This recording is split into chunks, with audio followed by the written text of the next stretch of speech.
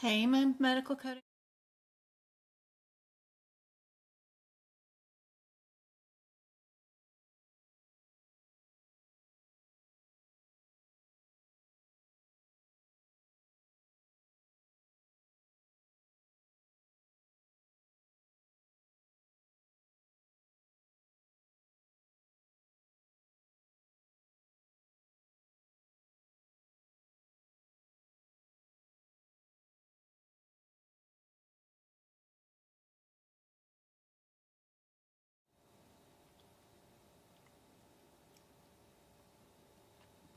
Hey guys, how's it going?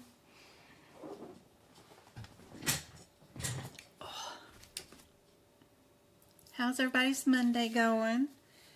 It's been crazy today since 6 a.m. Oh my gosh. Haven't gotten a thing done, but I've done a lot, but I haven't accomplished anything yet. How's everybody doing? Lots of meetings and things, trying to get everything up and running properly. Thanks for everybody that attended yesterday's workshop. I hope it was super helpful. We ended up doing 134 something questions. That was a lot. It was a fun day. Today I've been trying to get other financing people on my website so that y'all have more options for the courses and stuff, and then fixing some stuff because apparently my website was like, when you guys sign up on my website, you know, y'all don't usually know who I am and you're not very trusting anyway. So you usually put in, when you do this, a log-on email address that you don't usually pay attention to very much. Just, it's by nature. Most people, when you sign up on a website, they put in something that it's not their favorite email address. It's just a throwaway email address. The problem is all my PDFs and my online web orders go there. But my website also does another thing where when you go and you actually shop and you put something in a shopping cart and you go to pay for it, it'll allow you to put in a billing email address, which is different. And you guys are thinking that when you update and change your email address to a billing email address, that's where your PDFs or your links are going to go to. No, no, no, no, no, no. They go to the original log on, you verify and sign up with this email address. Anyway, a lot of people are signing up with one email address, changing and creating a billing email address, and then forgetting that they have both those email addresses in my system and are fussy and upset because they can't find their links. So I tried for the last 10 hours to figure out how to delete the option to add a new email address into the system. That just keep the one. We only need one. I don't care which one it is, but just make it one. But it seems like it won't not allow that, apparently. Whoever wrote the program to this Wix program. But so I added a checkout disclaimer that says, you know, if you guys are going to change your email address right here to a new billing email address, well, good for you. You can do that, you know, whatever. But that ain't going to send you your PDFs to this one. It's only going to go to the one that's right above, that's your log-on email, because that's just the way the system is set up inside there. I didn't set up the website. I just bought a provider, you know, Wix, and they have it set up this way. Products and services go to your log-on email address, but billing and any kind of error on payment go to another email address with Visa and MasterCard or whoever is collecting payment. I don't do that, but anyway, that's what billing email addresses are for. But products and services always go to your logon email. And it just creates a lot of drama on my website, and I wish I could fix it. Because the system or the website is wonderful. It always sends the links. it does it automatic for me. I don't have to think about it, do anything about it. I can go back in and resend the links anytime you guys need a resend. But it's always going to send it to the logon email. And you guys forget what your logon email is. Or you put in one before you knew me and trusted me, right? And it's another email address. So anyway, dealing with that issue is taking me forever. Still working on it. Still don't have a fix, but I did put it in a disclaimer that says doing anything here in this billing email isn't going to do you any good, and that'll show up on the receipt and your pre-order before you order it, so that you'll know ahead of time, and maybe that'll help the situation. And I put a check marks that says you read that sentence too, so okay, I read that. So anyway, I don't know. I'm going to put a check order in to the Wix developers and see if they can't fix that issue, because I cannot be the only person that does PDFs or links to YouTube videos that has this issue, because a lot of people use Wix. So I know I can't be the only one with that issue. So dealing with that, that's a big one for a Monday. Did somebody pass? Hey, Jen. Thank you, thank you, thank you. You passed your CCS on Saturday. Ooh, that's a rough exam, too. I can't wait to take it. I want to do the CCS also, and maybe even get a license for their educational program and help tutor for its certification 100%. The only thing that I don't teach with CCS is PCS, but I have developed some notes for that that I need to put out there, but I haven't done it yet. Congratulations, Jen, but I hope I made a big difference. You know, I teach, 95% of CCS, and their exam is structured just a little bit differently. You have a few more questions than we do for CPC, and I think it's a little bit tougher because some of the coding is more inpatient hospital related stuff and not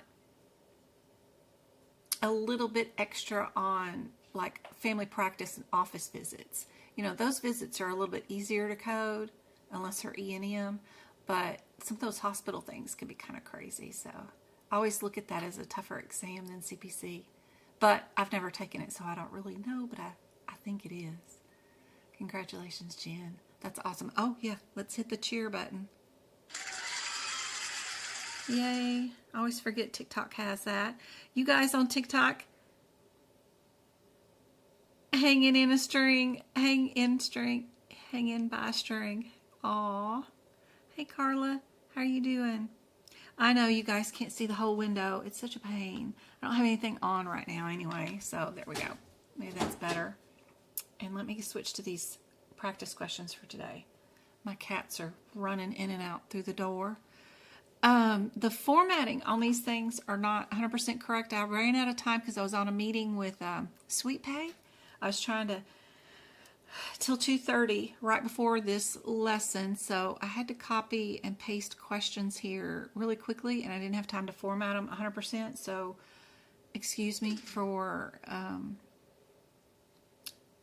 any errors. And as far as like, it's not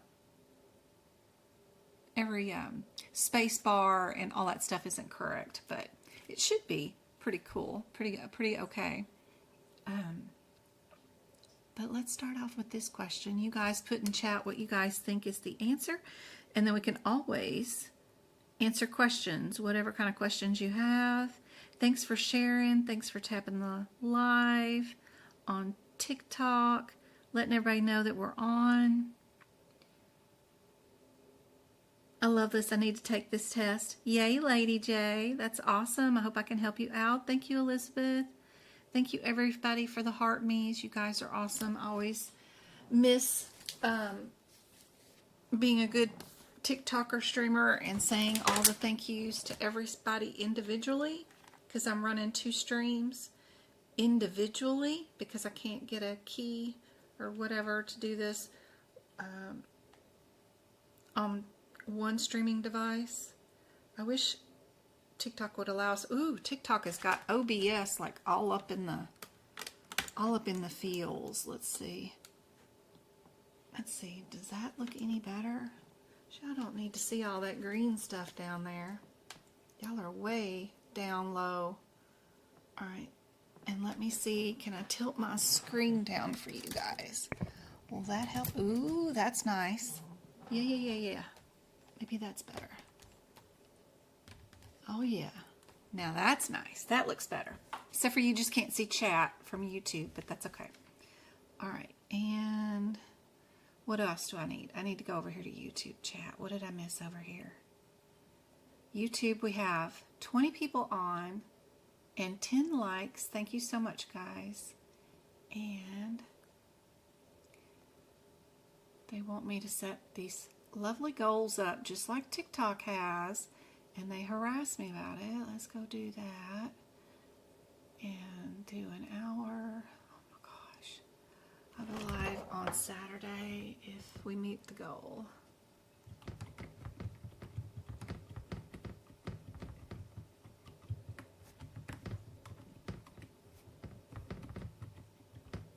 I had a meeting with AAPC today, and I got another one tomorrow, and then I'll have some more news for you guys on Wednesday about all of that. We are all human and mistakes happen. It's okay. Thank you so much. Aw, thanks, Go-Kart. Your videos are wonderful. Yeah. Awesome. Anyone use the digital books? Ooh, her. That's a question. You're not going to use the digital books that you purchase to practice for your exam. When you take the online exam with AAPC and you use digital books, they're going to give you their own version of a digital book, which is like scanned images of the book with no search feature. So you can't use your VitaSource. I'm hoping one of these days they'll come up with the technology to where we can use VitaSource and be able to do it. But I have not taken it with the PDF books. I tried to do my instructor one with it, but it didn't work that day for some reason when I took my instructor exam. A month ago? Oh, let me switch questions. Where's my drawing pen?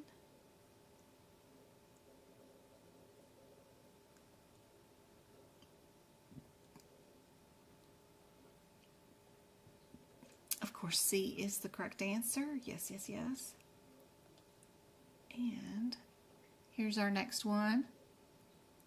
Just kind of a mock exam. It'll go through like the business of medicine, just like the study guide, do a couple of questions and then skip, and then it'll do, ICD-10 and skip, and then we'll get into integumentary and go through. So it's just a mini mock exam kind of like thing.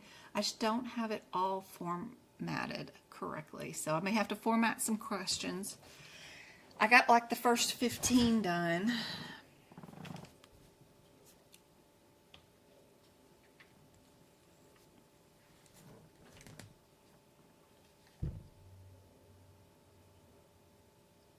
Let me know if you got any questions, anything bugging y'all, any issues. If y'all just want to practice questions, we can do that.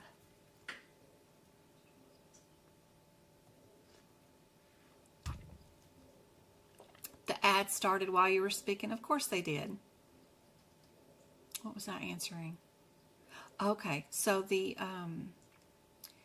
PDFs. What happens is when you're taking your medical coding certification exam through AAPC with PDF books, that does not mean that you bring your PDF books that you purchased to practice with to your exam.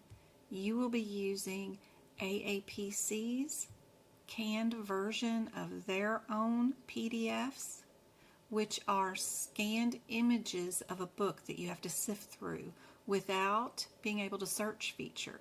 So it's just images. So if you want page 1, page 2, you're scrolling. It's a scroll method of PDF books.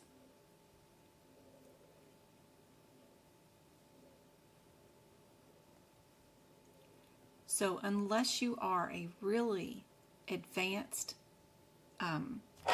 exam taker and you barely need to open up your books for anything and you only need to consult the books for just one or two, things during your online exam, then I would not recommend the PDF version of the exam yet until they come up with the technology of some sort of way being able to utilize your PDF books from VitaSource.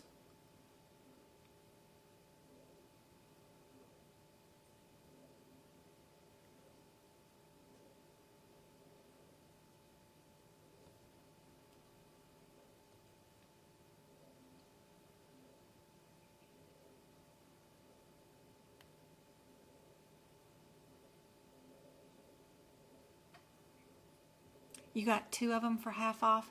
Great, good to know, Angela. She said if anyone is struggling for books, eBay has been having some great auctions lately. I got 2 for over half off.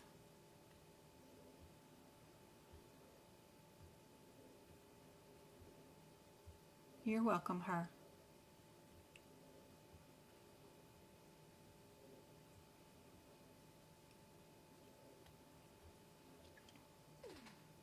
What do you guys think is the answer to this one? What does MAC stand for?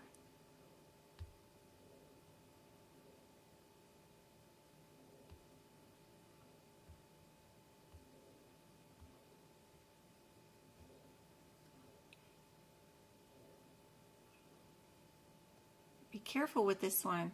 Don't let them trick you. Pay close attention. It is B.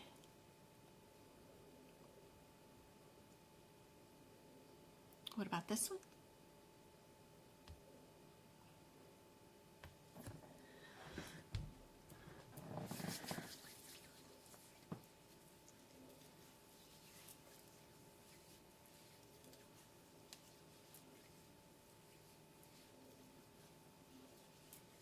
Look at them tiki-talkers. They're answering away. Good job.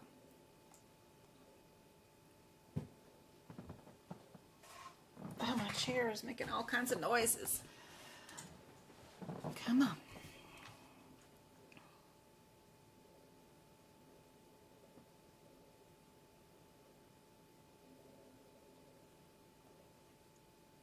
Y'all are able to find this answer in your HIPIX book? Yes, it is C.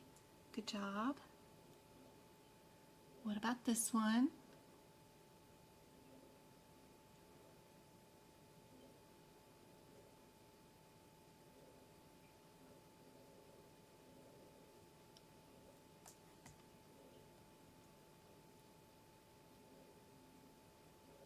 Move all this stuff over.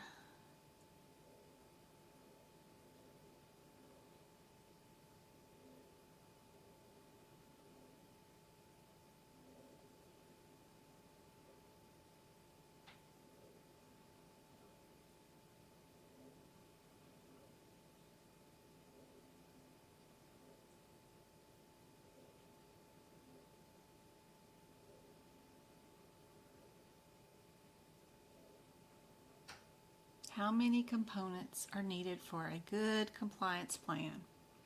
Why this is on the CPC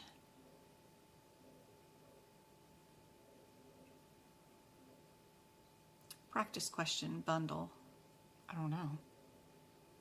But just in case you don't know and you have no idea, and it's a possibility it could show up, be sure when you figure out what the answer is, write it in the front of your CPT book somewhere. Just put compliance plan equals blank components, right?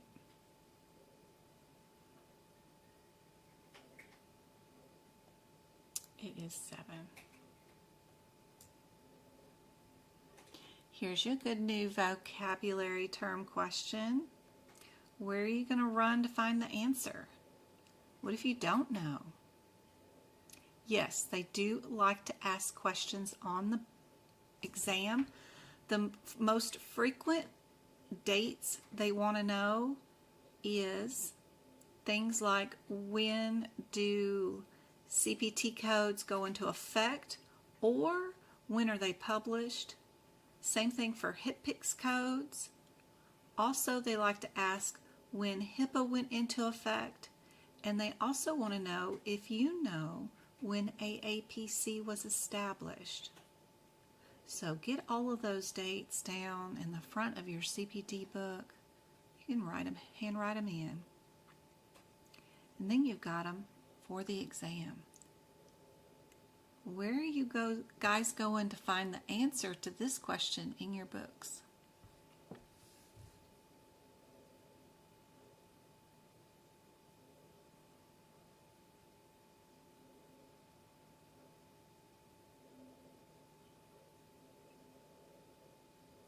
If you're using your prefixes and suffixes in the front of your CPT book, page X, XX, XI are good places to go for trying to figure out what this word means, because you've got your root words back there, you've got your suffixes, your prefixes.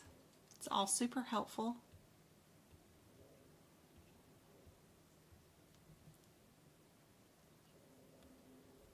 Thanks for the follows on the TikTok. It is a good job, guys.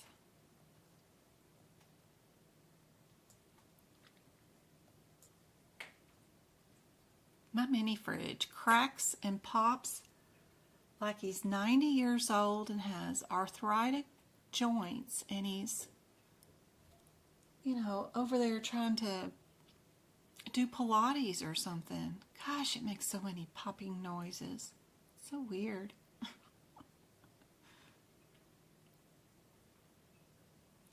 Do you know that your CPT book has tons of definitions of what procedures are in them? Do you know where they're located and how to find them?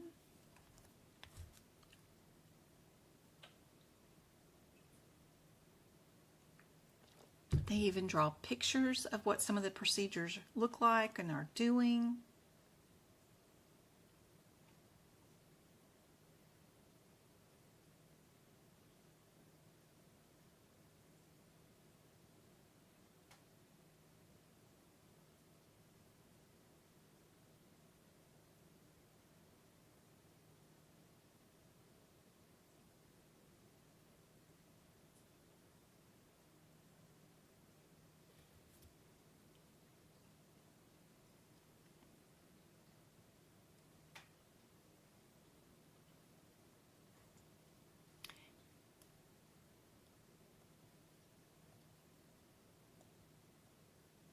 Indeed. It is D. Good job. Good job.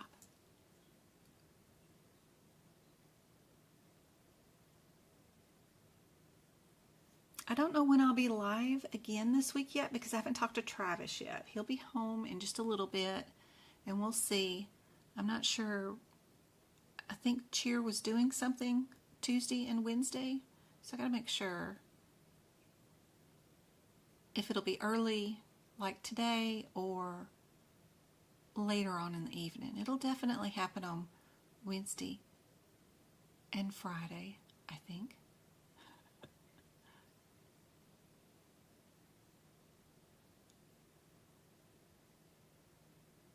This is for medical coding, auditing, billing, anything like that. If you are a nurse and want to transition from patient care and get off the floor like I did and go into more of an administrative role, this is to pass a certification exam to get you into those roles so that you can work remotely from home, is what the key point of this is. But not particularly for nursing, but it is good practice for nursing.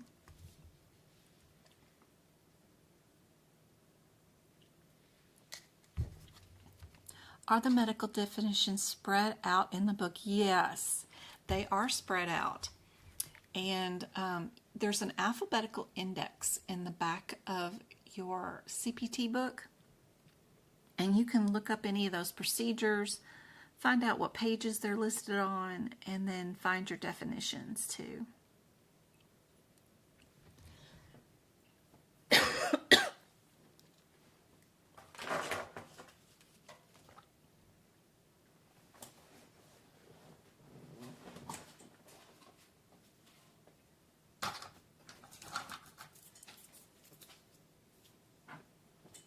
I do have a document that's in my store that highlights all the key pages inside your CPT book for, like, you know, if you wanted just a list of what pages do I need to know,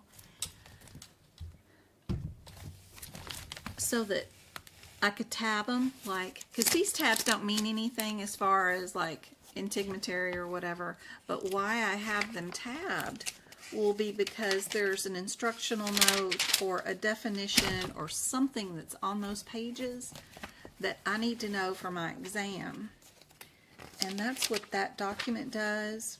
But to give you an example, that tab page, the reason why I have this one tabbed is because there's 3 definitions about the differences between the infusions of initial infusion, sequential, and then concurrent. What are those definitions? What does it mean to the CPT codes? Which one do you only use for one area to another? That's a really key page to know for the exam, and that's why I have it tabbed at the top of the book. You don't want to tab the sides of the books because they are color coded, and you are meant to learn about what these differences are and utilize them during your exam for sure. And sorry, TikTok guys didn't get to see that because the camera view is way over there. If you guys are on TikTok, you can go to YouTube, Medical Coding by Jen on YouTube, and get a better view. Just because I can't stream both of you guys at the same time on one device easily. They make it very difficult. All these proprietary things. If I was doing this question during the exam, I would think about doing it probably in a little bit different way than you guys are used to doing it. Normally, we do these questions where we think about A is infections, J is respiratory issues, right? I think about just the beginner header of those codes.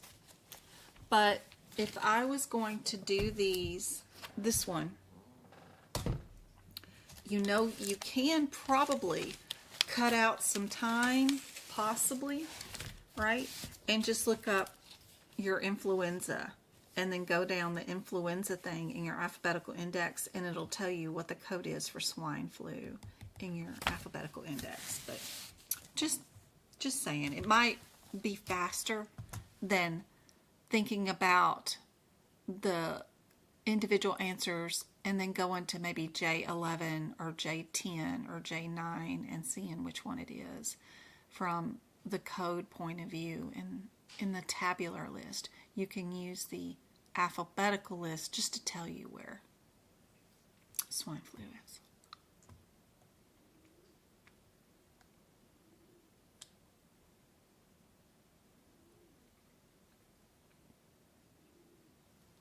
But what do you guys think is the answer?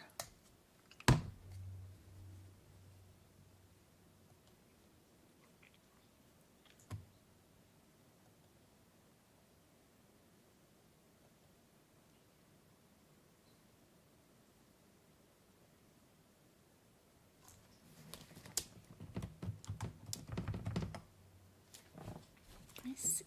Okay, chat's still working. YouTube's just quiet. Okay.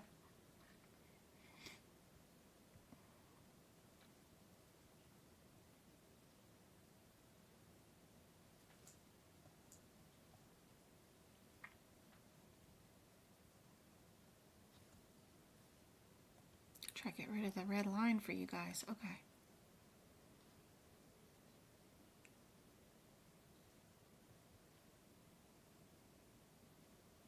My Word document is being a pain. Come on.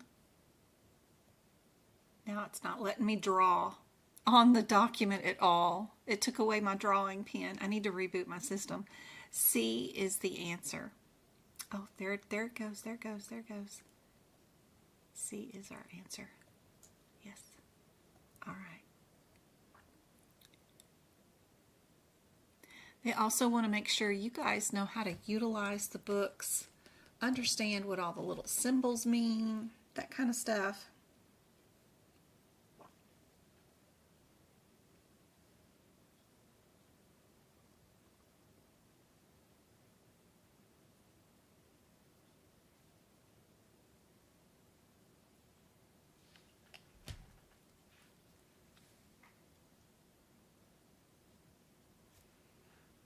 Do you have to go to school to do medical coding? No, not at all. You can self-study. That's exactly how I did it. I love medical stuff. Awesome. Yay.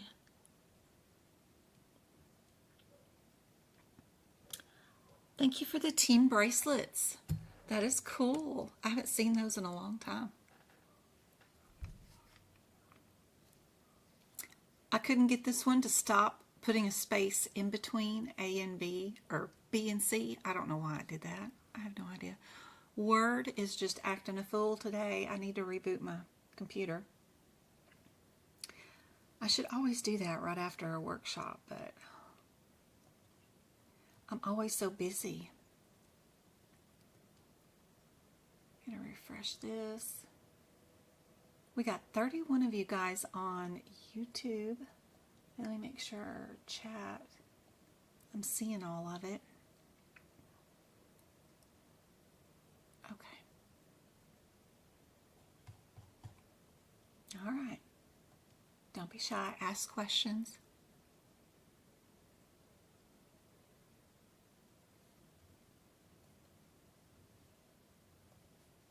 And yes, we are D again.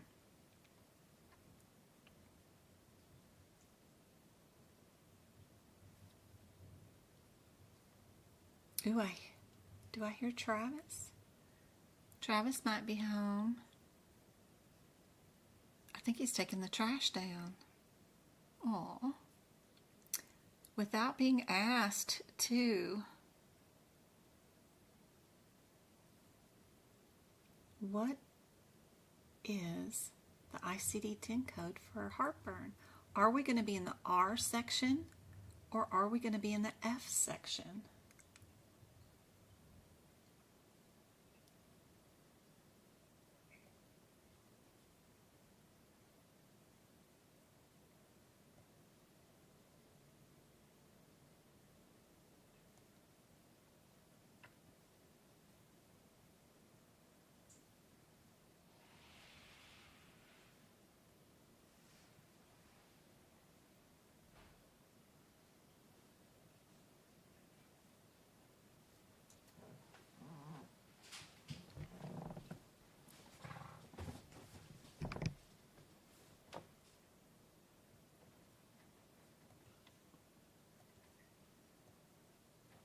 Isn't that crazy? It's just the smallest little bit of numbers there are. The rest of them. Avoid the 9s on the exam most of the time. Not always, but 99% of the time, avoid the 9s. That'll help you narrow it down and get things a little easier and not so overwhelming. I don't know why it spaced it out like this, but it did. There's no significance between the space between A and B. Hey, Travi, how was today? Good. How was your day? Did you take the trash cans down? Yeah. Why would you do that? You know that's supposed to be James's job. Because he's not going to do it when he gets home. You're such a good boy. I know him. How was your day? It was good. I'm sorry about Kendall not coming okay. over to.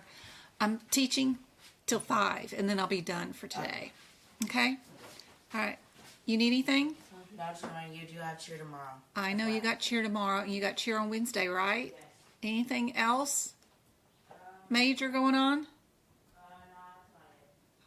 till 6:30, I think, both days. So I think we'll do them early. I think we'll do Wednesdays early again because I got to pick him up at 6:30. And I got to pick up James at 5:30. So the afternoons are just shot. Okay. For this question, the reason I have the question covered is because I want you guys to play with the process of elimination, look for similarities and irregularities, and just play around with it and see what do you guys think the answer is without knowing what the question is. Also think about the norms of what AAPC does, like having symptoms listed with things that already have a diagnosis. Would that be something that's normal? Would that be a possible answer? And just play around with it. Every answer has a 9 in it, so that's kind of fun too. It's usually something we try to avoid because they're usually unspecified diagnoses, but just curious. Put in chat what you guys think the answer is without even knowing what the question is, and then I'll show you the question in just a sec.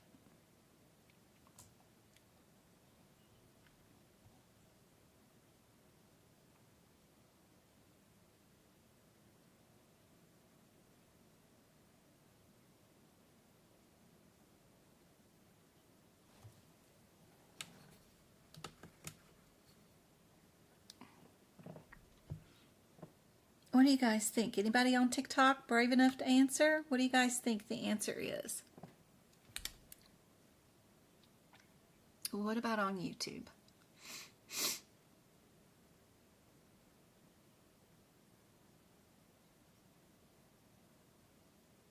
I agree with Karen on YouTube. So what I would be thinking is, just because you don't want to do symptoms with a diagnosis, so that would eliminate A and B. And this GOO looks funny. I've never seen, any answer have a letter and an OO in front of it. There might be. I know OBGYN does, but that just looks weird. So I would just pick C just because of the funny way B looks. That's just me playing around. There's no right or wrong answer with this exercise for that particular part of it. I like for you guys to play around with it and see if you can get a feel for it, because it might come in handy during the exam. So here's your question. Now tell me what you guys think the answer is, now that you have enough information.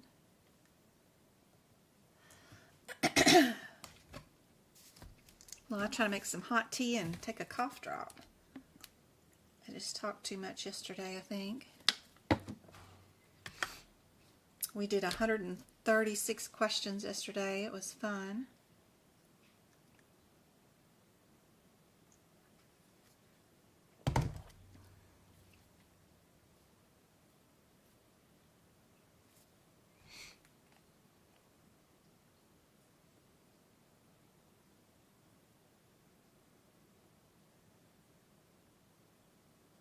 You're Lily.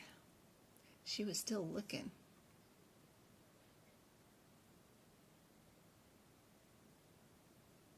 MD says one diagnosis, so C.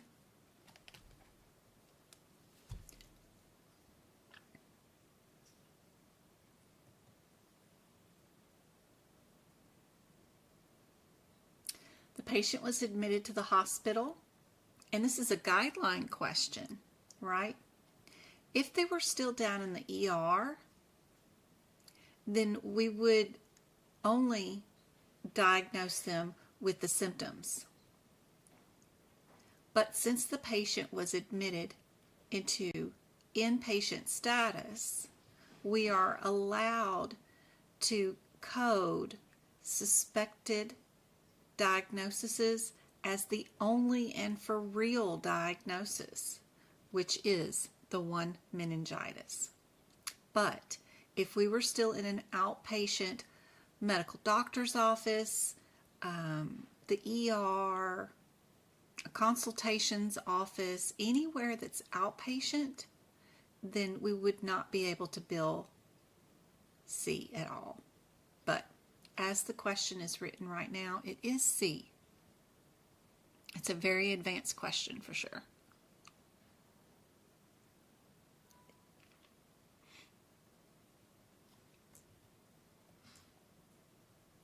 All right, next one.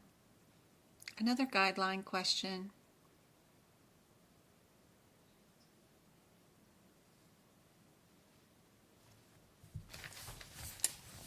What's up, Travi? Oh, yeah, just in my laundry. Okay. Did you get to see Grandma? No. Okay.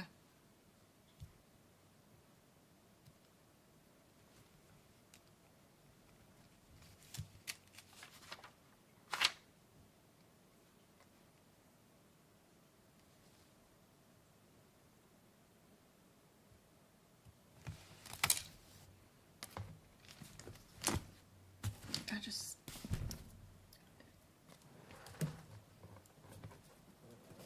spilled tea all over the books. Don't do that, Jen. And do that over so we don't have the cell phone crane all up in the way.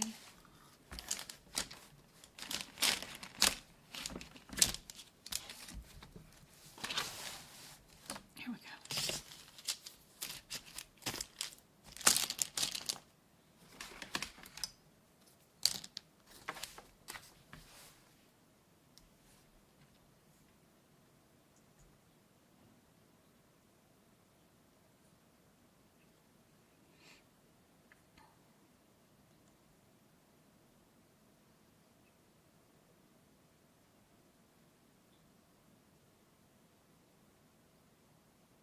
Oh, sorry. This guideline question, I don't see anybody on YouTube with a correct answer yet.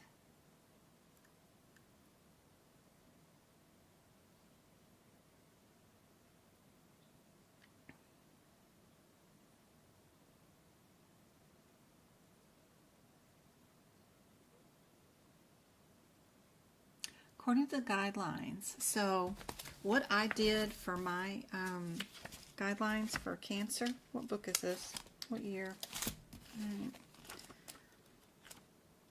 To make things easier, if it can be easier. Where are we at? Get out the big dog. Let's get out that one.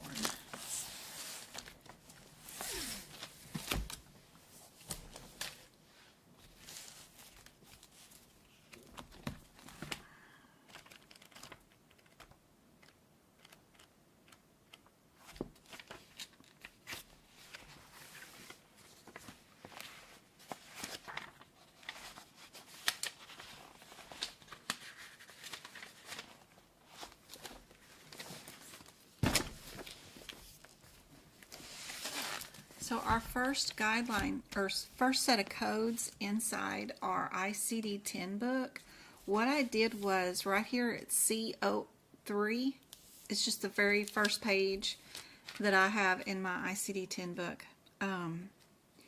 It starts out with malignancies of the neoplasm.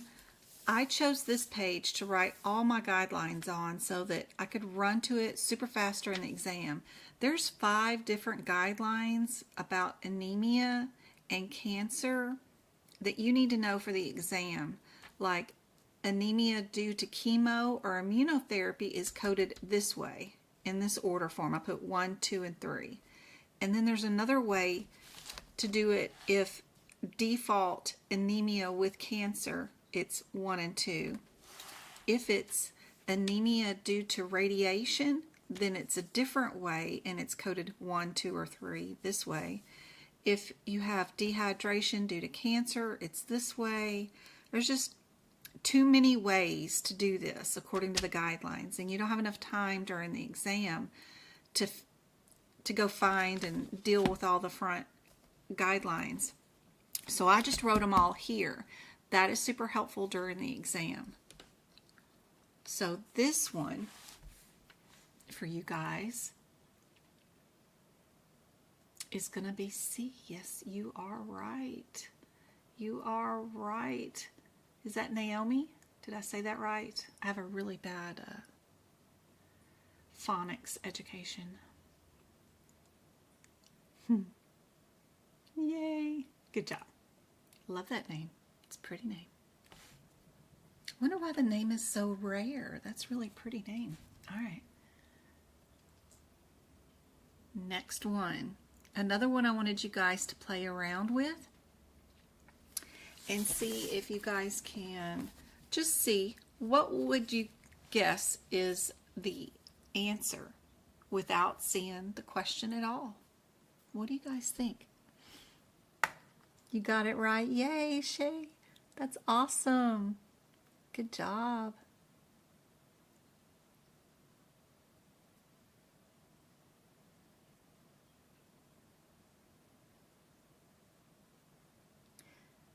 Do you answer questions in the comments? Miss Spiritual? I mean, I don't go in there and type them. I can see them. And I try to go back and make sure I didn't miss anything. It's supposed to be blank due to the condition, right? Depends on the circumstances of what's going on. How do you always know what keywords to look up first to find the codes? Sometimes they are backwards, right? Isn't that crazy, Spiritual? That's a hard one. A lot of times,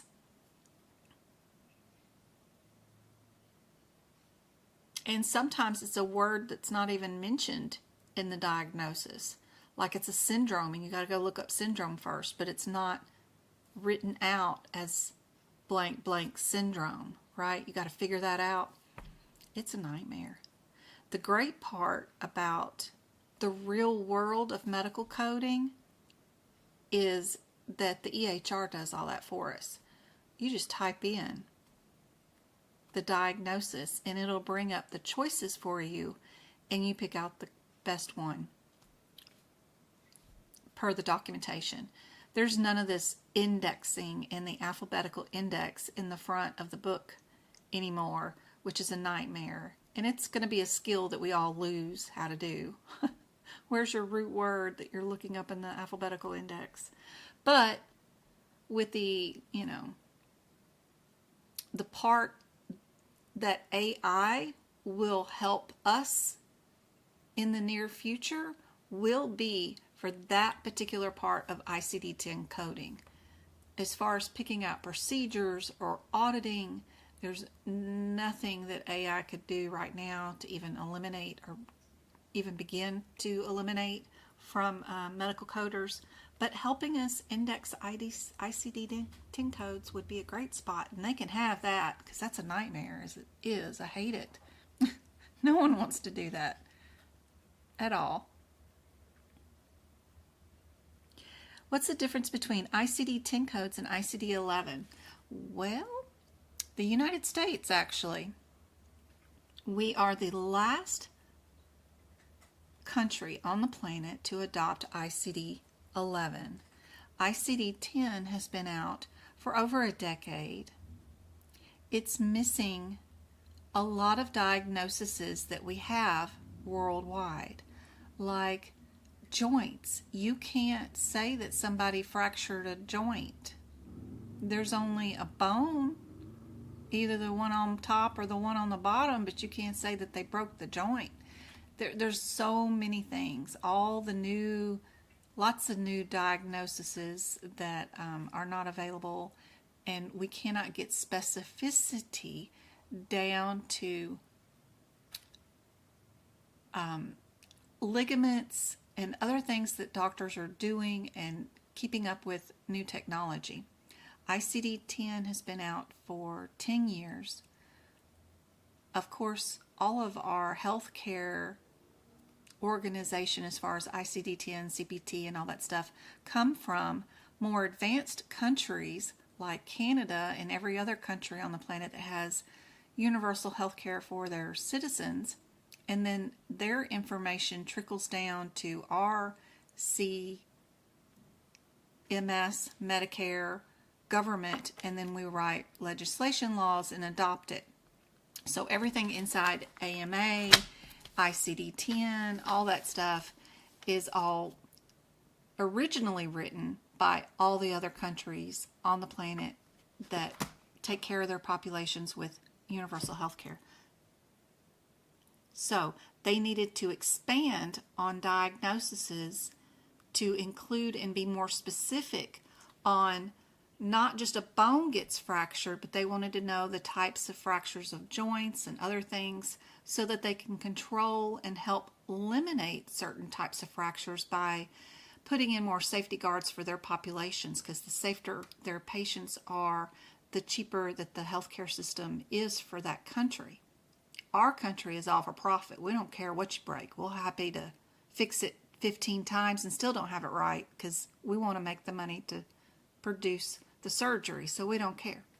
So ICD 11 will take our lovely ICD-10 codes that are only 7 digits long and turn them into 15 digits long because they can do more laterality, more specificity to add more digits to the end of them and make them way more specific. Don't be afraid of it, because when ICD-10 went from ICD-9 to ICD-10, I doubled my income because I was not afraid of the new book. Of course, we balked and pushed off the adoption of ICD-10 for many years, half a decade, I think. And when we did adopt it, many coders just quit because they didn't want to go from 4-digit codes to 7. That was just too much for them. Well, we're going to go to more codes. If you, sorry guys on YouTube, you guys won't see this, but I know a lot of you, oops, did I just open up TikTok? Oops, sorry. A lot of you guys are already in my Discord study group, so I'm just showing TikTok real quick because that's where the question originated from. If you join my Discord study group, I have this Discord study group, and I have a room over here to the side. I have a bunch of little rooms, you know, like to show off your fur babies and this, that, and the other thing. But practice exam rooms and stuff, and it's all free. But I have this room that's called ICD-11 to ICD-10. So if you go in this room and just scroll backwards and see what all I've posted inside this room, I already have posted what the ICD-10 code is now and what it will be when we adopt ICD-11. And if you just save these on your device at home or work and don't tell any coworkers, and then when your job does adopt the ICD-11 and they have to create all the EHR systems that we have in place to accept that many characters and blah, blah, blah. It's just too much work for us Americans. Anyway, when we do adopt it, you'll already be in the know of what the new codes are, and you can make yourself any salary you wanted. I mean, you could literally say, I already know this, and you could do PowerPoint presentations for your physicians to teach them the new codes. I don't know, whatever, you know, but it just not being afraid of things and volunteering and then writing down what income you want compensated will actually work in that kind of situation. And I'm excited. I can't wait. But I don't think it's going to happen for the next at least 4 years of this administration. But I do already have a bunch of those already right here for you. And just don't be afraid of it. It's no big deal. It will eventually happen because we're going to have to eventually adopt it. But anyway, there you go. There's the ICD-11 spiel. What did you guys think is the answer? If I was doing this one, I would pick probably, I don't know, would it be A? I would pick A or B because those two answers start off with the same answer. Thank you for the heart. You're awesome, sunshine. And then I really love the 3 digits here, But if we have a status like somebody's long-term use of medication or history of cancer, then I know my answer is A. And if there is no status that I need to bill, then I know my answer is probably going to be B. It's just playing around with the process of elimination and just seeing if I'm correct. And how many times it does turn out to be correct is often a booster in figuring out whether you really need to read the questions on the certification exam or not, or if you can just eventually train yourself to look at the answers and know what the answer is just based off patterns. Also, look how A is the only one without a 9 in it. Just saying. Oh. But anyway, let's take away the thingy. And there's the rest of the question. And there you go.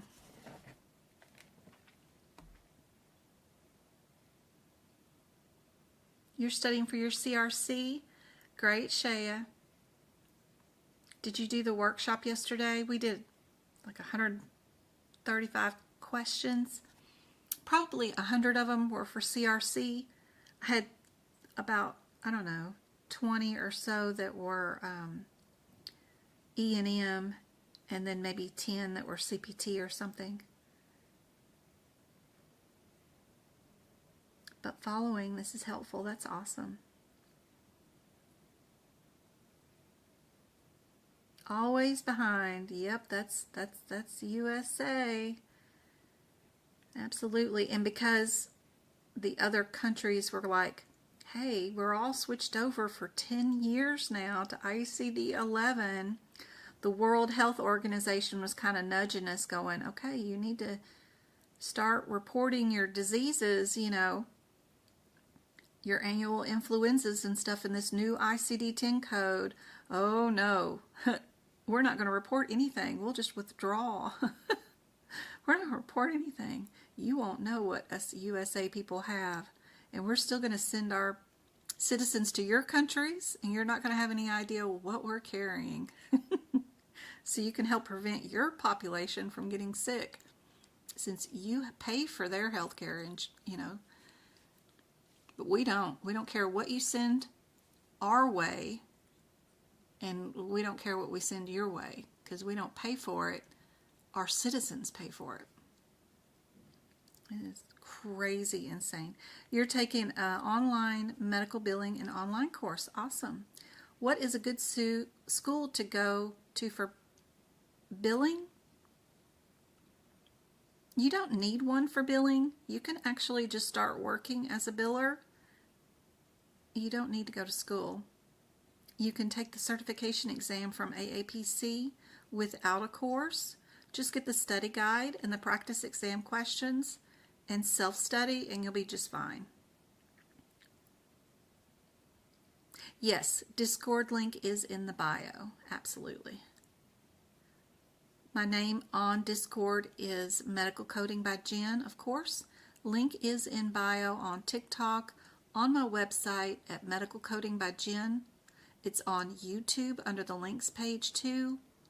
On my website, there's a social media tab, and there's a click link for join now for Discord, but there's also a link and the key, like the number or whatever, should be in my TikTok bio, just my name.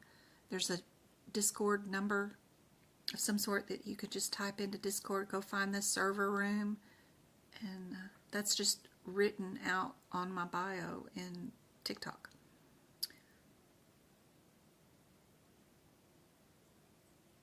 "10 years. Oh yeah, they've been talking about us for 10 years. That's why some little guy is like, y'all gonna talk about me? We're just gonna leave." And left. Okay. What is a good school to go for medical billing? Oh yeah, I answered that one. Will this be on replay? Yes, on YouTube. And a much better view than the TikTok view too. All my replays are always available on TikTok. Let me do the puzzle piece on TikTok. So, oh my gosh, I didn't do the puzzle right. Let's do it again. There we go. Okay. So if you go, oh, come on.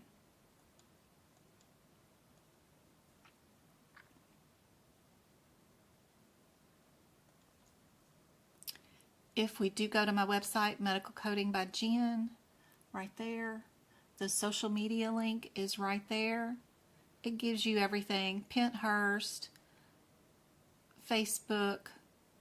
I had to create a brand new page to Medical Coding by Jen today, but the group is still good. They've got an error on my Medical Coding by Jen page. They said I was impersonating myself. I own the LLC, and then, I don't know. They held up their decision today. So I was dealing with that too, and that's been closed down since November of last year. So I had to create a new Facebook page for Medical Coding by Jen, but the group is still there too.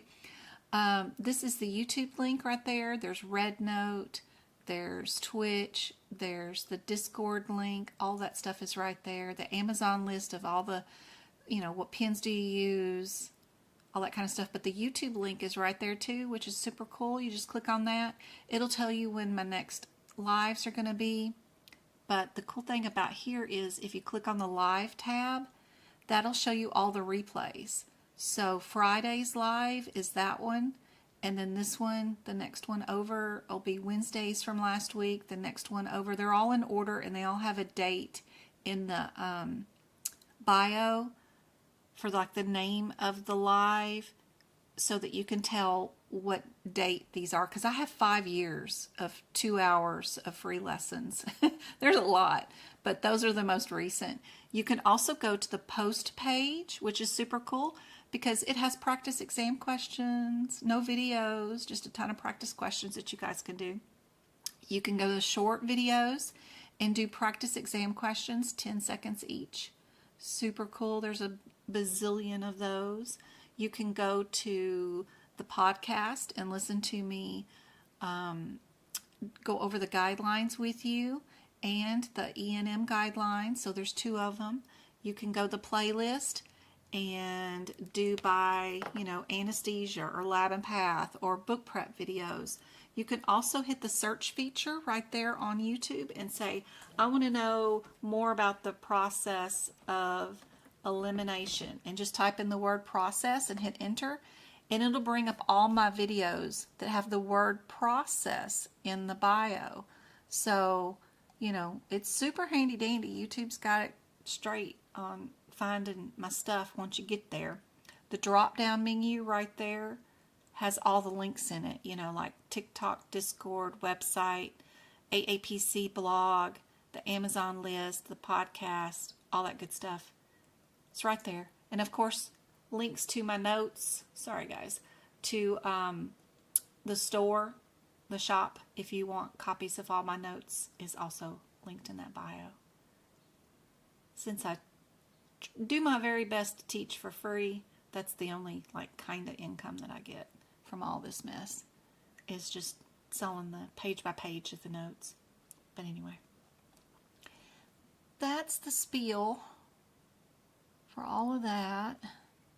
Turn that back off and go back to our practice question and bring it up on my end. I had to put it up for you guys, but then I still don't see it. It's a pain.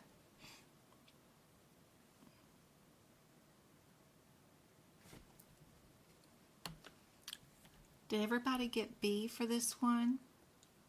They tricked us on this one, but it is the one that ends in 9. We did not have a, history of this particular code.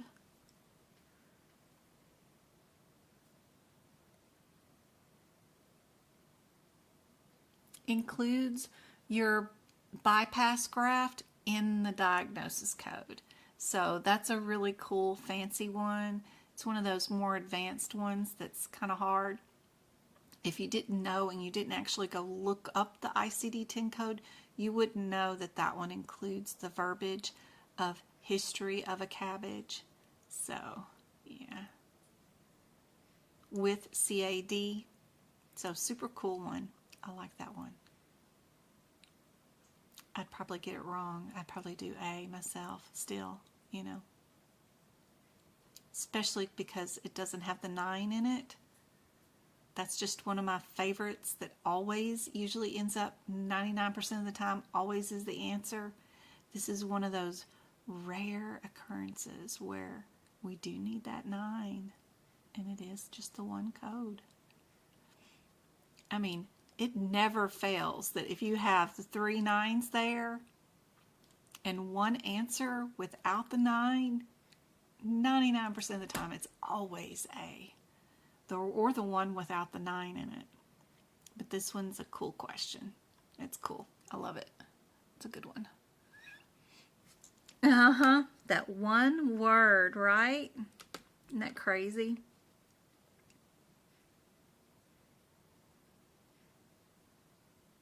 Missed it by 1 point. Oh my gosh. I've got some videos on my website or my YouTube that are the most missed concept, and they come from the GI cardiovascular though, but they come from those practice exam questions that you buy at aapc.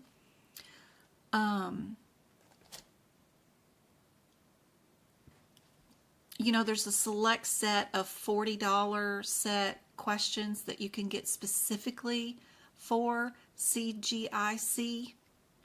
And since you're trying for that certification, I know you know what I'm talking about. And I purchased all of those last year, and I made some videos on those. So be sure and check out the YouTube channel. Other than that, I don't watch other educators very often at all. I don't know myself personally. You know, CCO, Legacy, that Victoria lady. I do have on my website a list of additional educators underneath the social media tab. There's something called the Coding Guild. I forgot her name off the top of my head. Russian, very nice lady, but she does advanced coding. Like if you were a super biller and advanced coder, she runs some tutoring for the Coding Guild, and she might have some practice questions on her website that would be in your area. I'll check her out, but yeah. All right, sorry. Let me move to the next question. Let's practice again, doing the process of elimination, looking for similarities and coding irregularities. What do you guys think would be the answer, just playing around without knowing what's going on with the question?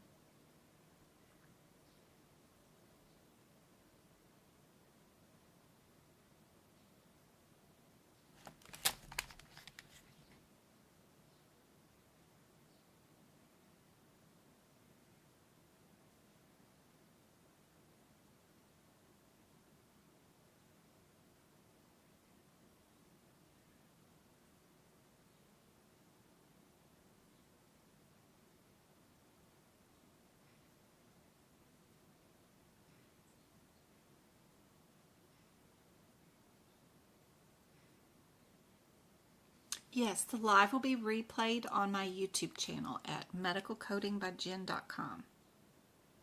Trying to read TikTok's chats and YouTube chats. Yes, yes, yes. It will be right there on the live tab at Medical Coding by Jen at YouTube. Yes, yes, yes.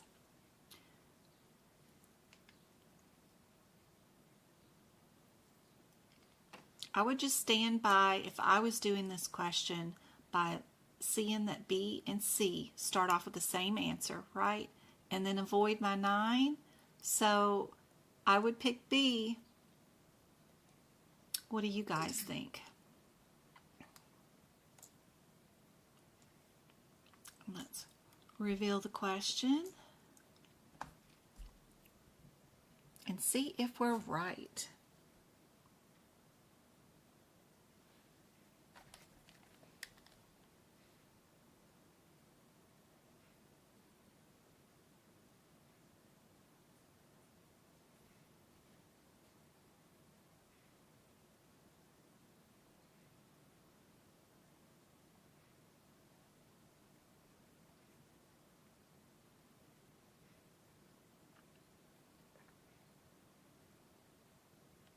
Every answer has two answers, so we know we have two.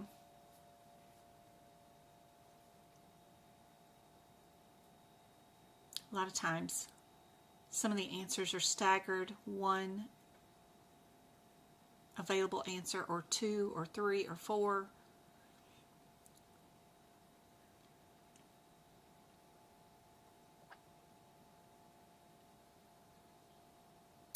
Where is our guideline for that one? If we wanted to look up that guideline, let's see.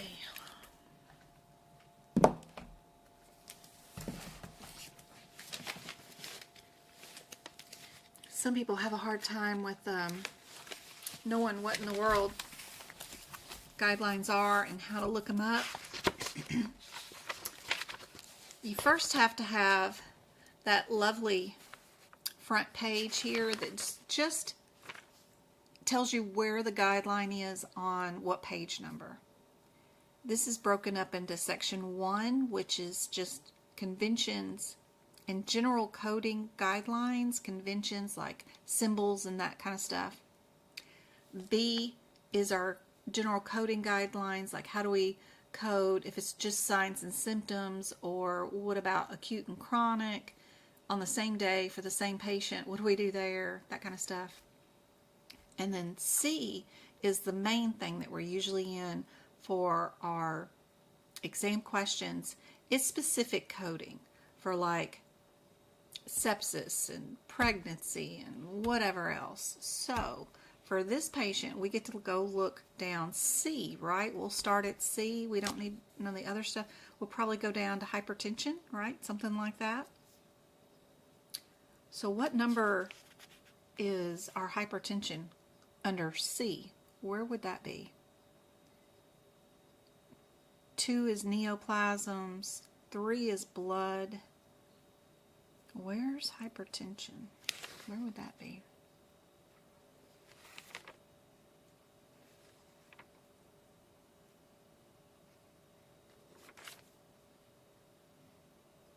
Do you guys know? It depends on your book.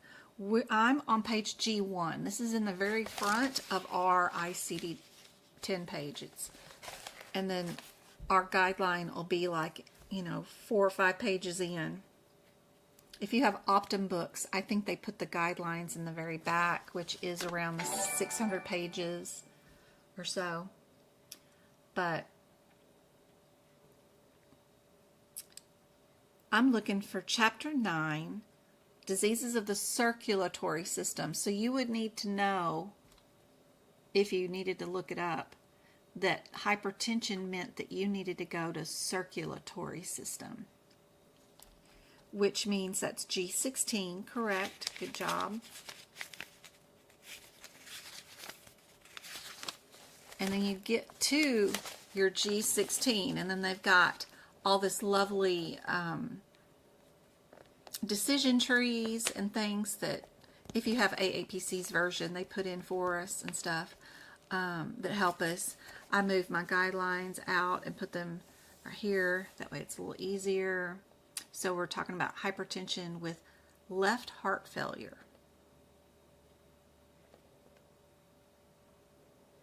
So our type of heart failure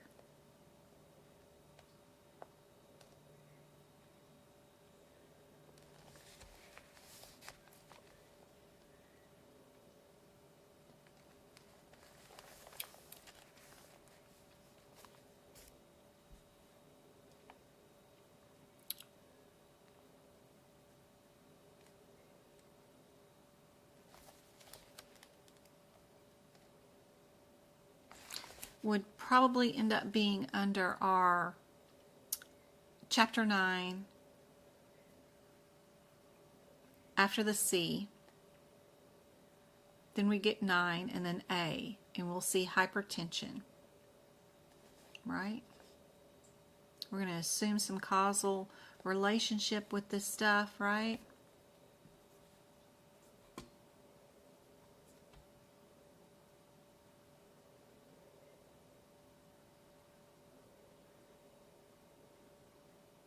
We'll probably scooch you on down to our point 1 for our with heart disease, right? And it'll tell us what to classify.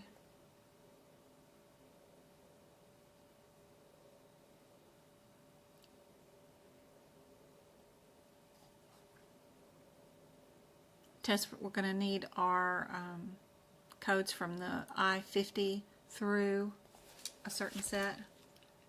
Yeah.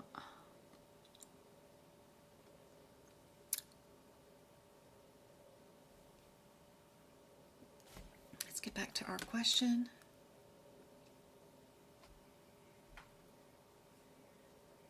And yes, most of you guys already knew, without looking up at the guideline, that B this time was our answer. And we did get to avoid the 9 this time. Good job. Yes, perfect. That is the guideline. Yes.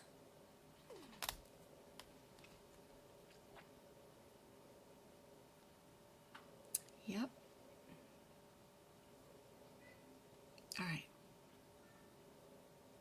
Let me make this font bigger if I can. It's so tiny. Why are you so tiny? There we go. And get this to where, there we go. So play around. What do you guys think the answer would be without reading anything? Because that's really helpful. Would we have an A code first for an infection, a kidney code first, or a blood-borne disease of some sort?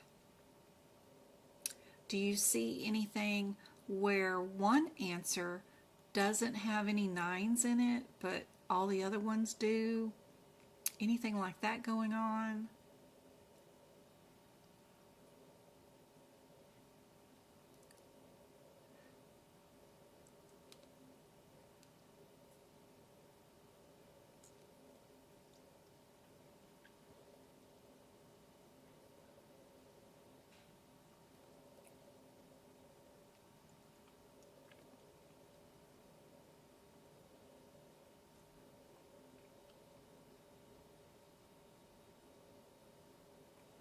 Let's give away some, oops, wrong one, close, some YouTube memberships. We're going to give 5 YouTube memberships. I have a small little membership on YouTube if you want access to the exclusive content that is on YouTube. Then for $5 you can join a membership and you can get access to that. But I always give out 5 memberships every time I go live, and that way everybody gets access to do 30 of those.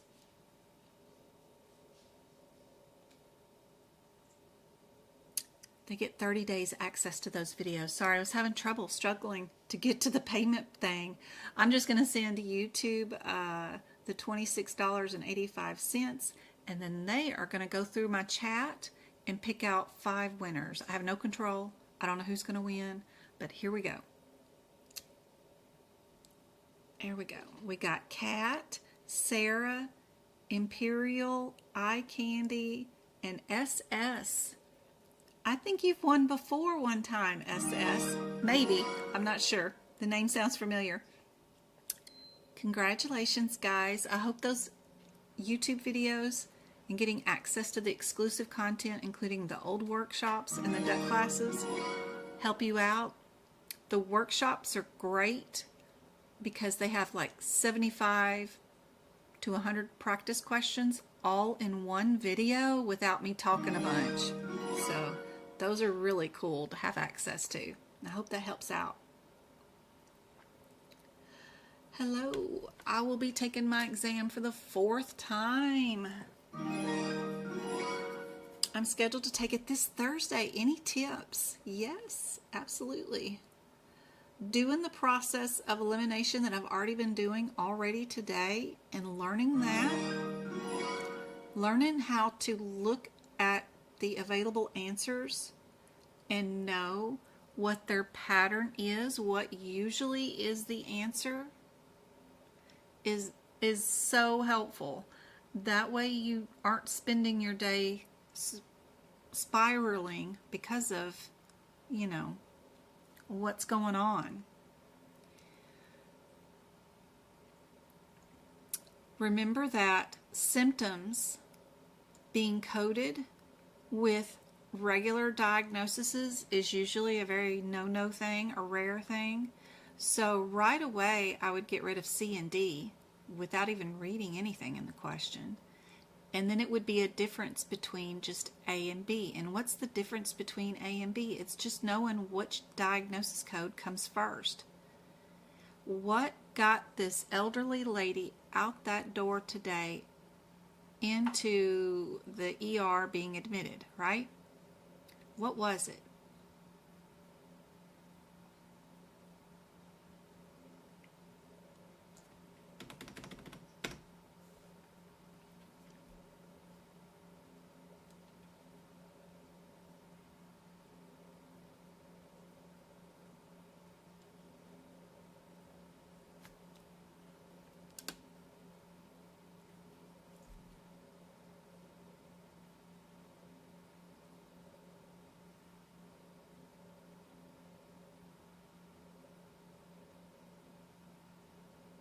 Yeah, it was a UTI. So even without opening a book, I know that A is for a type of infection, right? Sepsis, whatever. And that any codes that start with an N are for kidneys, right? So running to every single code and every single available answer and trying to do this exam is technically not needed. Just go look for things that will get you down instantly to a 50-50 shot, and then rationale out what got that patient in the office today.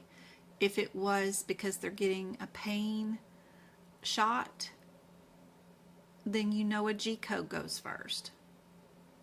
If it was anemia due to radiation, hopefully you've got the guideline written down, because that sucker is a pain, because there's 5 different ways to do it, right? And I showed you a super easy way to just write them all on one page, and then you've got them. Those kind of little maneuvers make the exam a lot more manageable. B is the answer for that question, and I didn't have to open up a book. Here's our next one.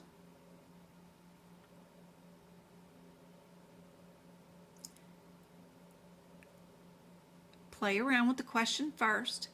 Look at answers A, B, C, and D.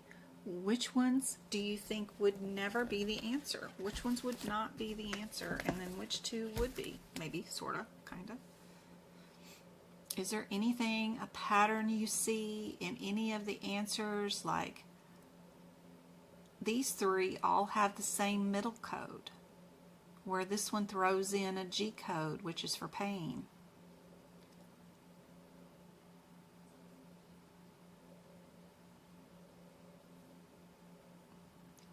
Another big thing in the CPT book is a lot of times you never look at the CPT code and the descriptor to figure out your answer. What you actually do is look at your red and blue headers for every available answer, and then the parent code description, and that'll get you the correct answer for for all the CPT code questions.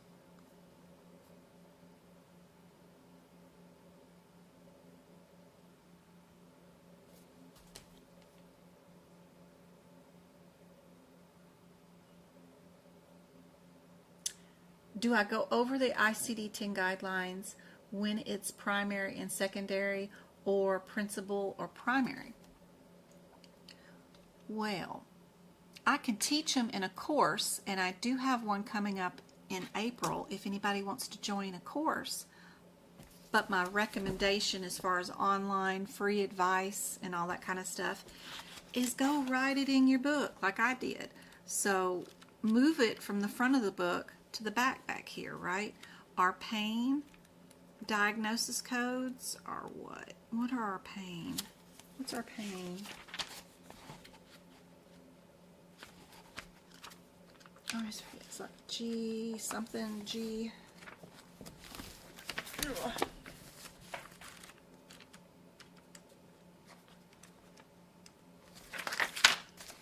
So if you go to my notes in my ICD-10 book for the pain section around G83, I have all my guidelines moved right here. If the visit is for pain control, you code this one and this one first. If pain is not treated, do not code. Code underlying condition. I got all my guidelines, everything written here, and all the examples all on one page. This will get me through a certification exam. You can copy my notes down either from my YouTube videos, from my notes that are on my website, or you can purchase them and just copy them, and that'll get you through the exam. If you want to learn the guidelines and go through a course, then I do have a course that's going to start out next month, but it's still going to change when you get a real job and you end up in your own position being a coder, because here in the United States we can do whatever we want. So if you work for Blue Cross Blue Shield, this month they're going to code pain one way, but next month they're not going to accept that code. They're going to change it and switch it up and want this code. And you'll have to go by policies and procedures by the facility that you work for, because nothing is universal and we can do it however we willy-nilly want to do it. So courses are meh, because you're just going to have to learn anything and everything new depending on the new job. I mean, it depends on your outcome. What are you wanting to out of all of this is hopefully a position, and I'm trying to help you guys out to get a position and get into the workforce the fastest and the cheapest way possible, and the most efficient way too, so without a lot of hubbub. But I do teach, gonna have to teach, I guess, a course in it. If you want to learn from me, I'll be happy to teach you, of course, and show you how to do all the fluffy stuff with the book if you want to, starting out in April. And it's all on my website, Medical Coding by Jen, if you want to. And it comes with 4 exam attempts instead of just 2. All right. 16.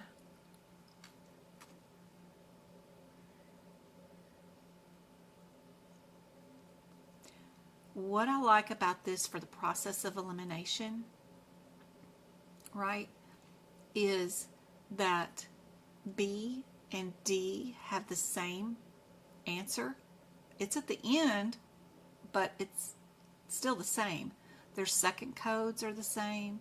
The only difference is whether I'm an F31.1 or a 3. And that helps me the fastest and most efficient way possible with this exam question. Just go look up my difference between F31.3 and the 1. Whatever that difference is, I don't even have to go down to the 0.2, I bet. And then I would look through the question. That's the only time that I would look through the question. Once I got that difference, and then just looked in the question for that difference, and then I would know what my answer is and move on. What type of if her manic a lot of the times is if her manic is depressive type or if it's a manic depressive type, and you need to know how you're supposed to code that particular difference. Yeah. And this question is difficult because they do say she's manic depressive, and both the codes have depressive in it, but only one of them has the word manic in it, I think is what the issue is with this one. Memory serves. It's a good question. And it would be difficult for a brand new person coding. But D is your answer for that one. All right, play around with this one. What do you think the answer would be for this one if you never saw the question? What do you guys think the answer would be?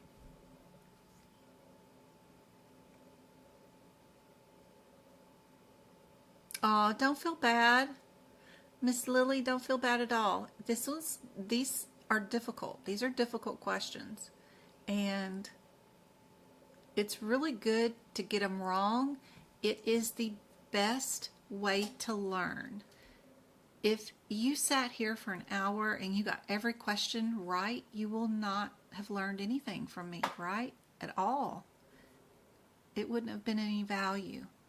Heck yeah, come into my lives and get everything wrong, because you're going to learn from it. I could remember things that I did wrong in my life, but all the right things I ever did, I forgot about anyway, fluffed, Even if it was a pleasant or a bad memory, how humans are. We remember the bad stuff, but we always forget the good stuff. So that's good. That's good. Don't worry about that. It is a trick question. Isn't it awful? It's a baddie. Oh, I'm getting a text message. Let me make sure it's not my kids. Oh. No. I think it's good. I think it's good. All right, we're good. We're good.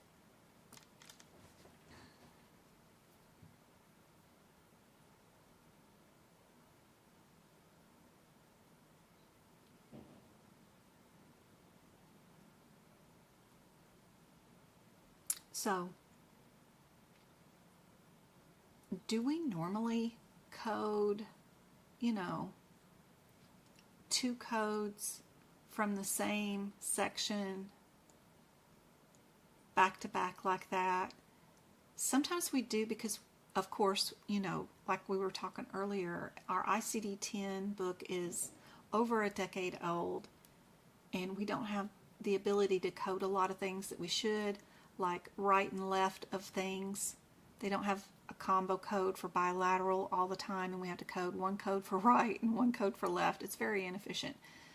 ICD-11 will fix a lot of that, but we know that this section is kidneys, right? And we're not going to code. There's not a lot of things in that section that I can remember that we ended up ever having 2 encodes as a correct answer on our practice exam questions. A lot of this that you guys are working on and trying to learn, you're forgetting you've got more knowledge than you know you have. You've done a ton of practice exam questions, whether in study guides or you've purchased questions. Remember that you have in your memory bank somewhere that you've done a lot of questions. What was the normal correct answer patterns that you saw? Did you have a lot of questions where there was 2 N's as the answer? No, I haven't seen a whole bunch of those, and let me tell you, I've bought everything out there from Exam Edge, Pocket Prep, AAPC, CCO, every human being and Amazon book there is out there I've purchased for you guys because I want to know if it's good or not. I've got stacks of books of practice exam questions from every known publisher. and online vendor. And there's not a lot of questions where two N's have ended up being the answer. So that helps me get down to knowing that the answer is probably going to be A or B, unless there's something fancy going on here. And there's a particular guideline in your ICD-10 book right underneath and in between those two codes, or right after the .6, that is the reason for this exam question, is because it's a unique situation that requires the 5 turning into a 6, and that condition means dialysis, right? So the only thing that we're going to need out of this question is to know whether our patient is there getting dialysis treatment or is dependent on dialysis. So if they're getting dialysis, you know what the answer is, right? That's it. Makes the question really easy. That way you're not attacking these questions by immediately reading the entire question, filling your brain full of words like Sally Sue is 18 years old, has been insulin dependent for I don't know how many years, and now she's in renal failure, and you're going to have brain fatigue by the time you finish 25 questions, much less all 100 on these exams. The way I teach you to do the exam, we're barely reading one word, if that, out of the exam questions, right? We already know what word we need, and we know it before we even look at the question. I'm telling you, it's going to save your brain getting through 100 questions is to do it this way. Is it helping you being a good medical coder? I don't know. You're going to learn guidelines and some things like, you don't code this with that, and that looks like a coding irregularity. I think it does help for real life coding, but we need to get you certified so you can even think about getting a job first. So this will help you get certified for sure. So if you know what ESRD stands for, then you know what the answer is. There is a page in your CPT book full of acronyms and their definitions. There's 2 of them actually. One of them is around page 600 in the lab and path section, and then the last one, the most important one for the certification exam, is on the back cover of your CPT book. It doesn't matter where you got your CPT book from, but if you look on the back cover, ESRD and its definition is back there if you need it. It's weird and it's worded weird. Yep.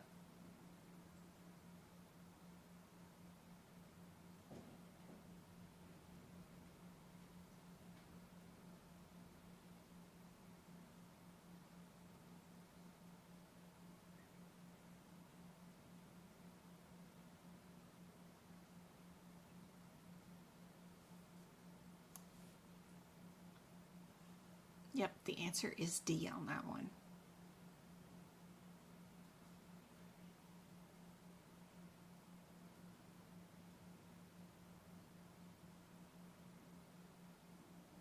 Do we just code the worst one?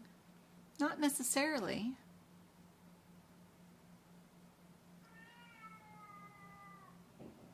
Oh my. Let me go break up a cat fight while y'all are working on that one. Who's hissing?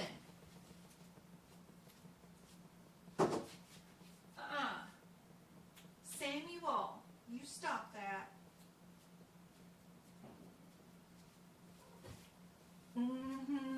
Don't look cute now. You give me 10 more minutes, mister, and then I'll feed you. Getting close to dinner time. These heathens. All right.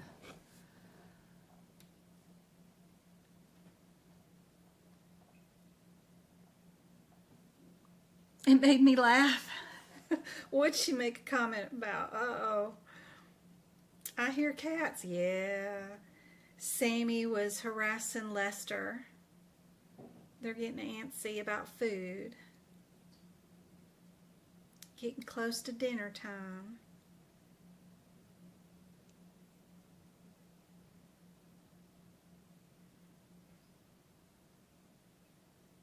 It was saucy.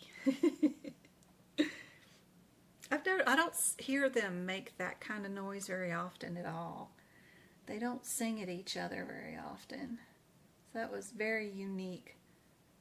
That's crazy. They've already had breakfast this morning, wet and dry, and then they have dry out all the time.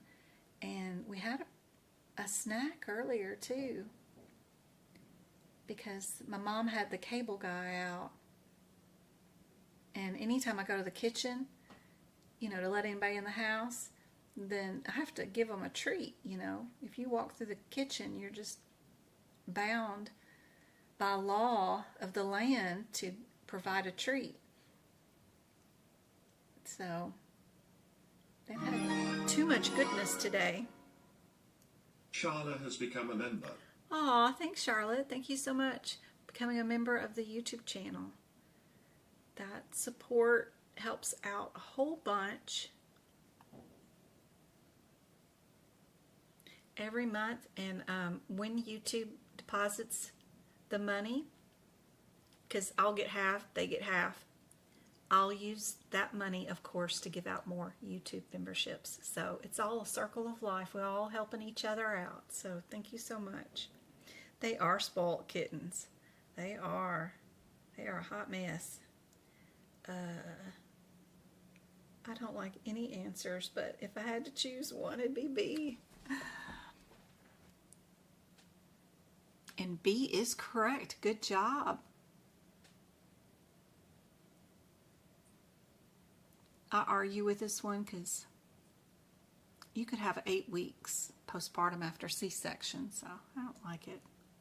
I don't like that one. I did OB and delivery for like 10 years.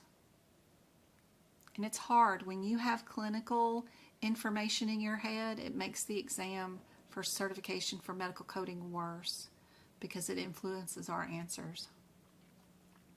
Would our answer start with an R, which is symptoms? A P, that's like newborn codes, right? I, circulatory something or another. What's going on there? Or another P. We've got 2 that start off with the same type of, almost the same answer. I'd be hyperfixated on that. My only difference is that one little code difference, the 2, right? Do I know the difference between the 1 and the 2 as far as the 5th digit of that ICD-10 code?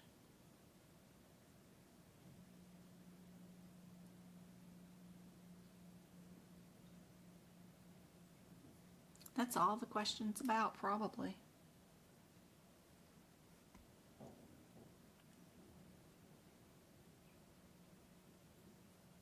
Would we be a 1 or would we be a 2? There's something going on in that code selection that makes it a little unique, and they just want to know if we know the difference. Yep, it is B. Easy peasy. I don't have the next ones formatted at all because I just didn't have time, so sorry.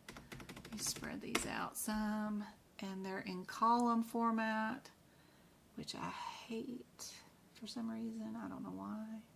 I don't like columns for answers.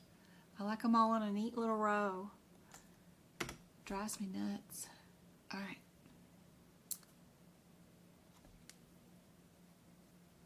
Evidence-based measure data. This is what I did the last decade of my working in the healthcare field for administration. I did the HEDIS measures, which are evidence-based performance measures.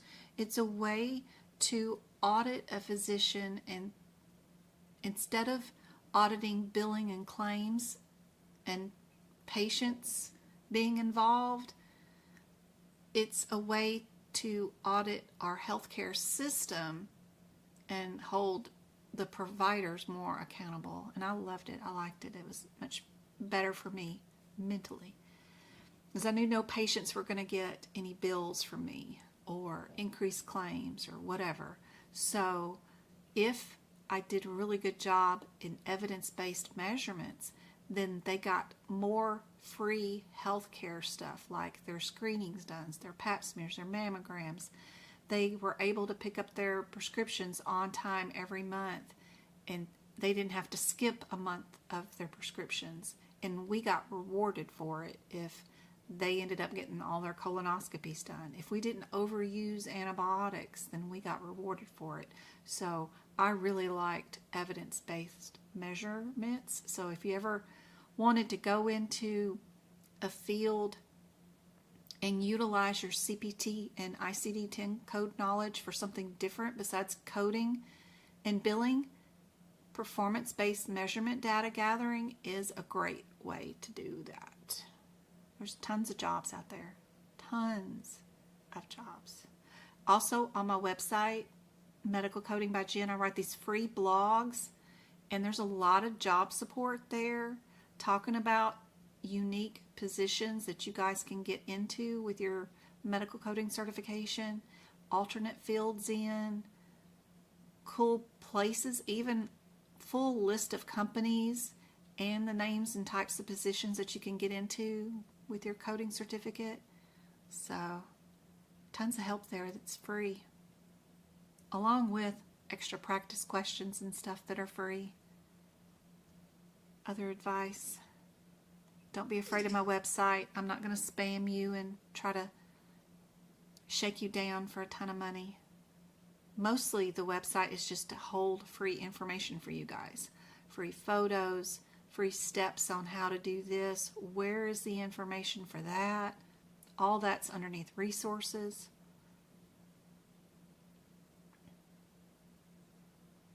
Yep, B again is the answer for that one. Perfect. We all know the answer to this one. Number 21, that'll be super easy. Which modifier is for mandated, right? Should be a super easy one for everybody.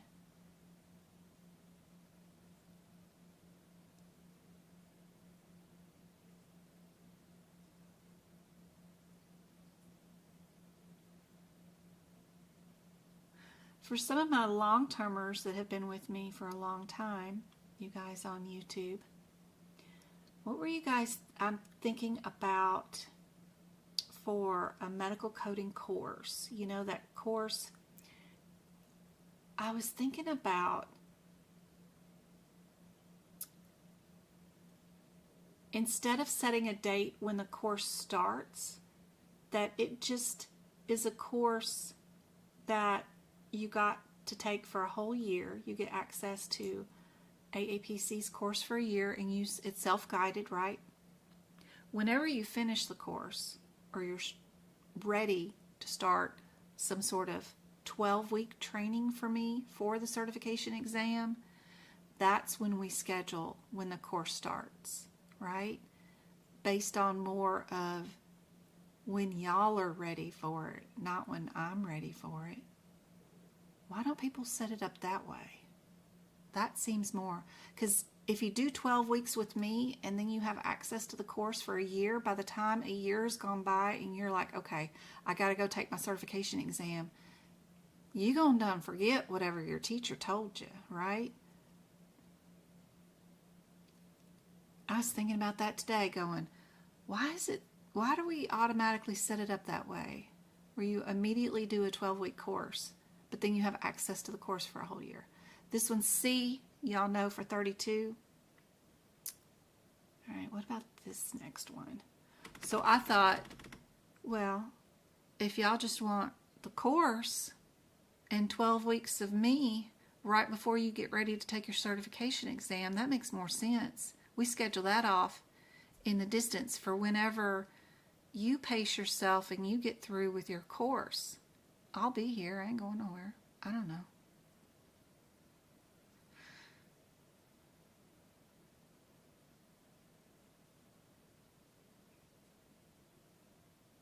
I don't know.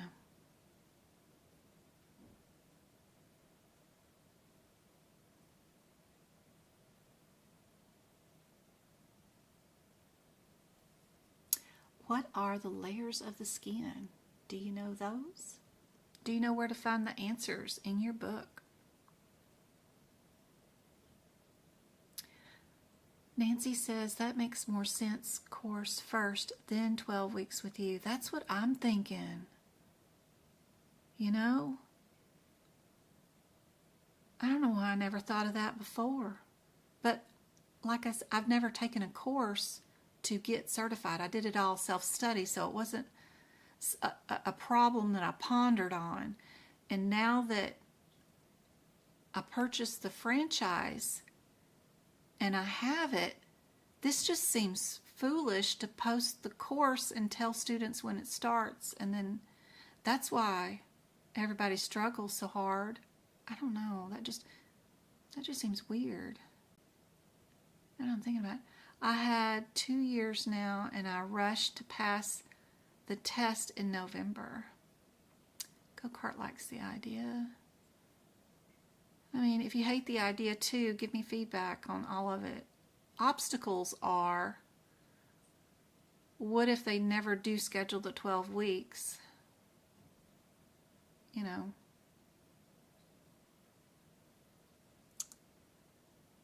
But I don't have to make it. Do I have to make it within the 12 months? I think we do. We just have to know that we have 12 months to schedule our 12 weeks, because you're only going to have access to the course.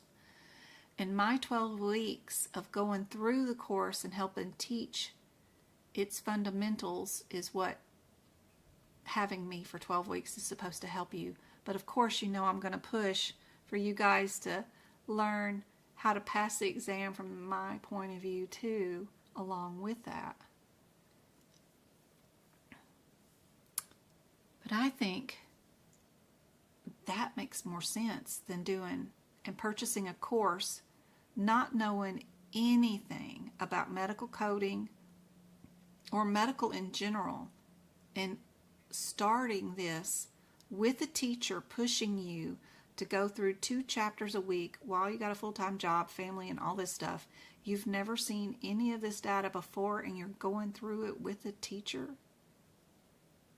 And then you got a year on your own afterwards to deal with the whatever you didn't pick up on those 12 weeks.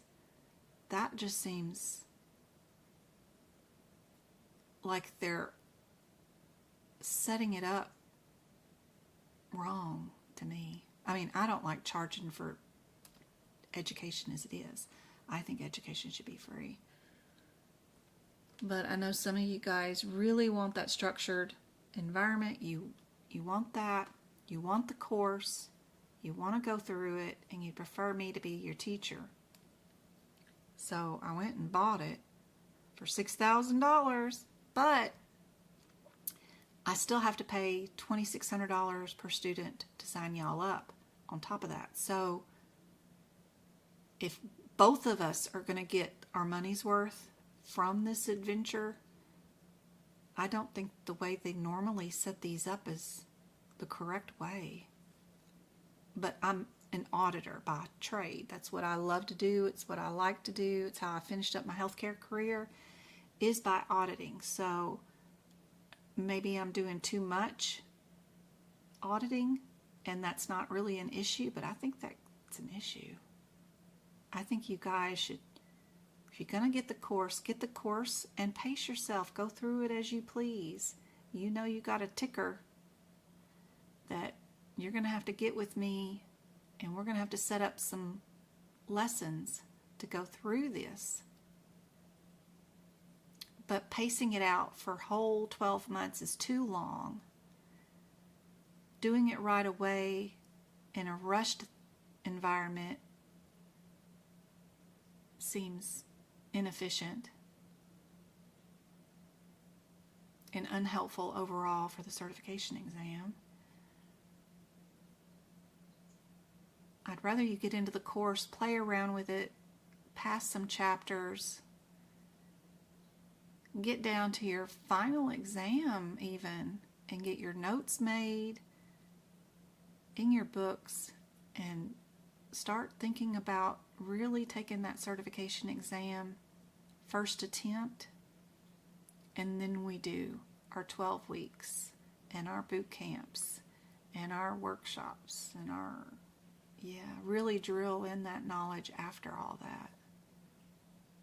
I think that would be better. But how do I explain all that on a post, on a website, for anybody that comes to me for information? Because even just saying where resources are and showing people where CPT book prep is very difficult to explain and show.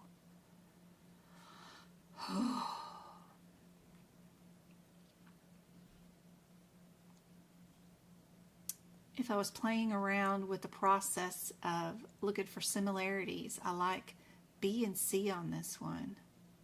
And my only difference is the diagnosis code, right? An O or a 1?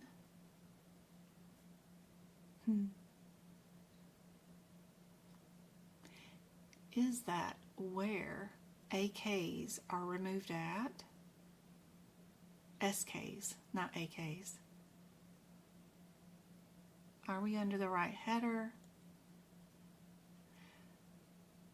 These, A and B, will be under a blue header for a different type of surgery, right, than your 14s. Your 14s, B and C, is going to be a different type of surgery. I don't know why I wrote a B there, but this will be under one, blue header. Look for your big blue font header. That's that type of surgery. Your B and C are going to be a different blue surgery header, not the individual CPT code and its descriptor. You're looking for a bigger font. It may be back several pages, but you're looking for a blue header. The differences between those two types of surgery types will be helpful to figuring out what you did here.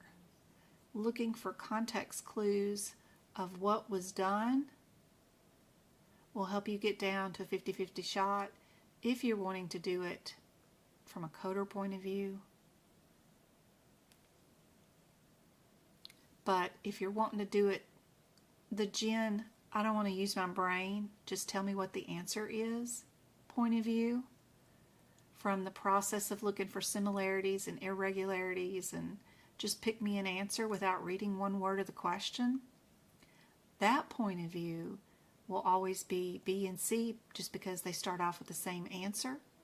And then the difference between these two diagnosis codes, you want to, if you can, stay away from 9s and be the most specific with your diagnosis code. Usually the O is generic and that the 1 will be more specific, like right, left, whatever. So if I was a gambling girl, without reading the question, I would pick B as my answer.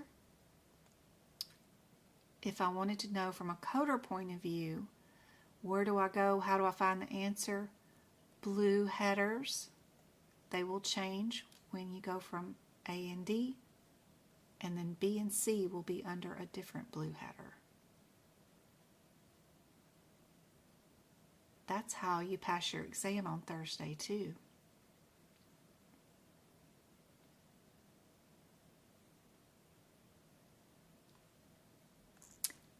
Answer is B.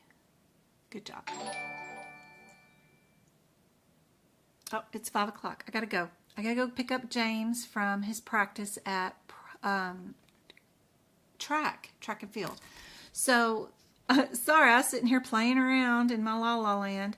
I hope this has been super helpful. I'll be back same time next Wednesday on YouTube and TikTok, 3 o'clock Arizona time zone till 5 o'clock. I hope this was super helpful. I love you guys. I know you guys got it.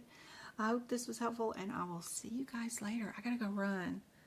I hope this was helpful. I'm sorry if I missed any of your answers or questions or anything like that. And thank you so much for the gifts and the shares and the heart me's and all that stuff.